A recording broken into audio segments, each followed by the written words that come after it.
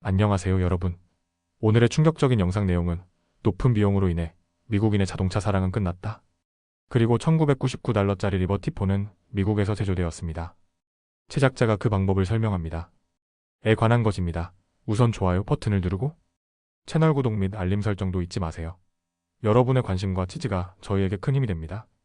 첫 영상은 월스트리트 저널이 전한 미국인의 자동차 사랑이 끝나가고 있다는 다소 충격적인 이야기입니다.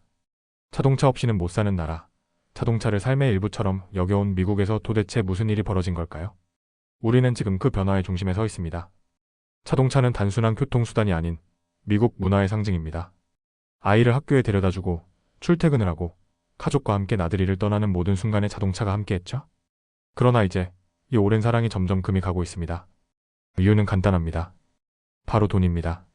최근 미국 자동차 협회는 평균 운전자가 하루에 1시간 이상을 차 안에서 보낸다고 발표했습니다. 가족과 함께 보내는 시간보다 긴 경우도 적지 않습니다. 그런데 그런 자동차를 유지하기 위한 비용이 점점 감당할 수 없는 수준에 이르고 있습니다. 2024년 기준 자동차 소유와 유지에 들어가는 연간 평균 비용은 약 12,000달러. 10년 전보다 30%나 증가한 수치입니다. 새 차 가격은 평균 48,000달러에 달하고 중고차도 25,000달러를 넘어섭니다. 이쯤 되면 자동차는 선택이 아닌 부담으로 느껴지기 시작합니다. 게다가 보험료도 폭등했습니다. 2023년 한 해 동안 평균 보험료가 15% 상승했고 2024년에는 또다시 10% 올랐습니다. 현재 평균 연간 보험료는 약 2,680달러. 거기다 감가상각까지 고려하면 신차는 첫 5년 동안 매년 약 4,700달러씩 가치가 떨어진다고 합니다. 결국 많은 운전자들이 차량 시세보다 더 많은 돈을 빚진 상태에서 운전하게 되는 겁니다. 그리고 문제가 단지 돈뿐만은 아닙니다. 믿음, 신뢰의 문제도 커지고 있습니다.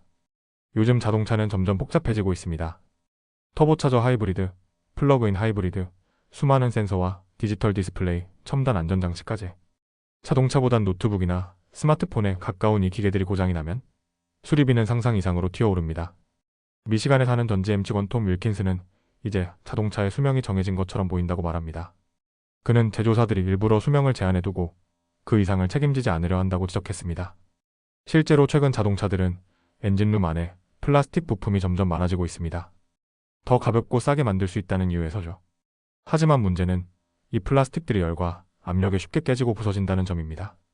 실제로 여러 자동차 제조사들이 플라스틱 부품 문제로 집단 소송을 당했고 합의금까지 지불한 사례도 있습니다. 플라스틱 타이밍 체인, 워터펌프 같은 부품은 시간이 지나며 딱딱해지고 부서지면서 심각한 엔진 손상을 일으킬 수 있습니다. 더욱 충격적인 사실은 이런 부품들이 차량 깊숙한 곳에 숨어 있다는 겁니다.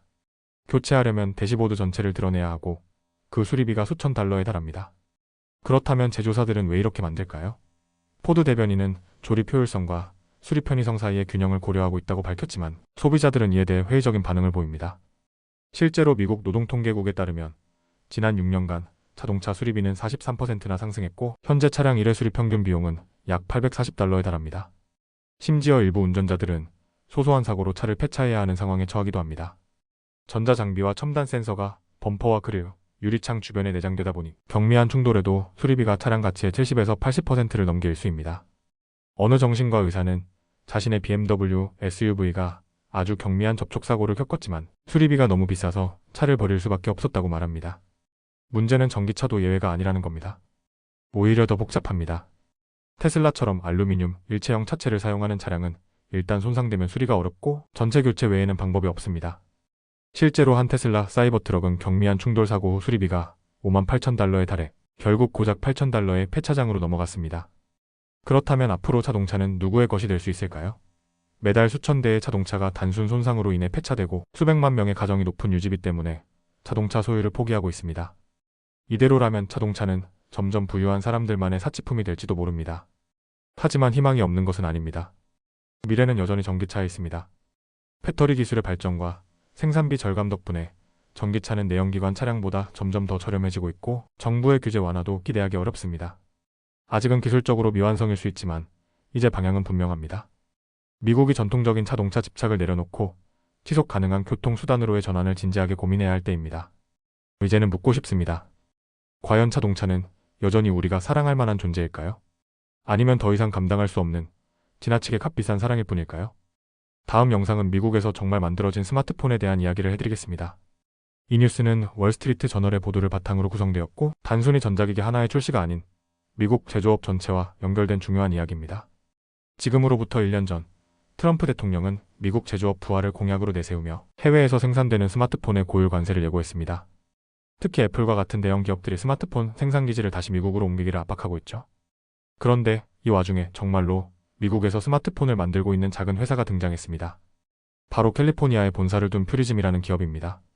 이 회사는 $1999에 달하는 리버티 폰을 내놓았습니다. 하지만 질문이 생깁니다. 미국에서 만들었다는 말의 진짜 의미는 무엇일까요?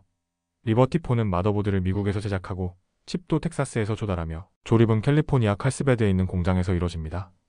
하지만 화면은 중국, 카메라는 한국, 배터리도 중국에서 가져옵니다. 즉 완전히 미국산이라고 하긴 어렵습니다. 퓨리즘의 설립자인 토드 위버는 이렇게 말합니다. 가능한 한 많은 부품을 미국에서 조달하려고 했습니다. 하지만 현실적인 한계가 있습니다. 스마트폰에 쓰이는 핵심 부품 대부분은 여전히 아시아에서만 대량 생산되고 있습니다. 미국에는 디스플레이나 고해상도 카메라를 제조하는 공장이 거의 없습니다. 리버티 폰은 보안에 중점을 둔 특수 스마트폰입니다. 애플의 iOS나 구글의 안드로이드를 사용하지 않고 차체 개발한 FreeOS 운영체제를 사용합니다. 전화, 문자, 브라우징, 계산기 같은 아주 기본적인 기능만 제공됩니다. 칩도 원래 스마트폰용이 아니라 자동차 전자장치용으로 만들어진 제품입니다. 따라서 기능 면에서는 최신 아이폰이나 갤럭시와 비교하기 어렵습니다. 가격도 만만치 않습니다. 리버티 폰의 제조 원가는 약 $650. 반면 훨씬 고성능인 아이폰 16 프로 맥스의 제조 원가는 중국 기준으로 약 $550로 추산됩니다. 이처럼 더 비싼 원가에도 불구하고 리버티 폰은 고성능 부품이 아니라 저해상도 디스플레이, 기본 카메라, 적은 메모리를 탑재하고 있습니다. 그럼에도 $1999라는 높은 가격이 책정된 이유는 미국 내 생산과 보안이라는 가치를 강조하기 위해서입니다. 퓨리즘의 고객 절반은 미국의 정보기관이라고 합니다. 나머지는 보안을 중요시하거나 아이나 노년층에게 복잡하지 않은 휴대폰을 제공하려는 일반 소비자입니다. 위버는 강력한 카메라를 원하는 고객은 저희의 대상이 아닙니다. 라고 단언합니다. 퓨리즘은 현재 월 1만 대 정도를 생산할 수 있지만 향후 6개월 내에 월 10만 대까지 확대할 수 있다는 목표를 세우고 있습니다. 다만 이 목표를 달성하려면 새로운 장비와 생산 라인, 인력을 추가로 확보해야 하며 퓨리즘은 전통적인 투자 자금이 아닌 고객 수익과 크라우드 펀딩에만 의존하고 있습니다. 흥미로운 점은 위버가 트럼프 대통령의 관세 정책이 오히려 자신에게 유리할 수 있다고 본다는 겁니다. 그는 이미 해외 부품을 대량으로 들여와 재고를 확보했기 때문에 단기적으로는 관세 영향이 크지 않다고 말합니다. 하지만 장기적으로는 수입 부품 가격이 올라가고 그에 따라 더 많은 부품을 미국에서 생산할 요인이 생길 수 있다고 봅니다. 물론 전문가들은 이 낙관론에 신중합니다. 반도체 기업들이 미국 내 생산 설비를 확대하고 있지만 그 생산량은 전 세계 기준으로는 아직 극히 일부에 불과하다는 지적입니다. 또한 미국 내 생산은 비용도 높고 시간도 오래 걸리기 때문에 대부분의 스마트폰 부품을 미국에서 생산하는 일은 현실적으로 매우 어렵습니다. 결국 리버티 폰은 하나의 질문을 던집니다. 우리는 정말 미국산 스마트폰을 원하는가? 또 만약 원한다면 우리는 더 비싸고 덜 강력한 기기를 받아들일 준비가 되어 있어야 합니다. 하지만 동시에 이 작은 시도는 하나의 가능성을 보여주고 있습니다. 애플이나 삼성처럼 전 세계 공급망에 의존하는 대형 기업이 아닌 소규모 스타트업이 보여준 진짜 메이드 인 아메리카의 현주소 말이죠.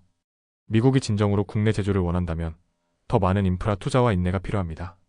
스마트폰 하나를 미국에서 만들기 위해 단지 기술이 아니라 수십 년간 쌓아온 글로벌 생산 체계를 다시 설계해야 하기 때문입니다. 오늘은 여기까지입니다. 다음 영상에서 더 유익하고 흥미로운 내용으로 찾아뵙겠습니다. 이 영상은 투자 의견이 아닙니다. 매우 감사합니다.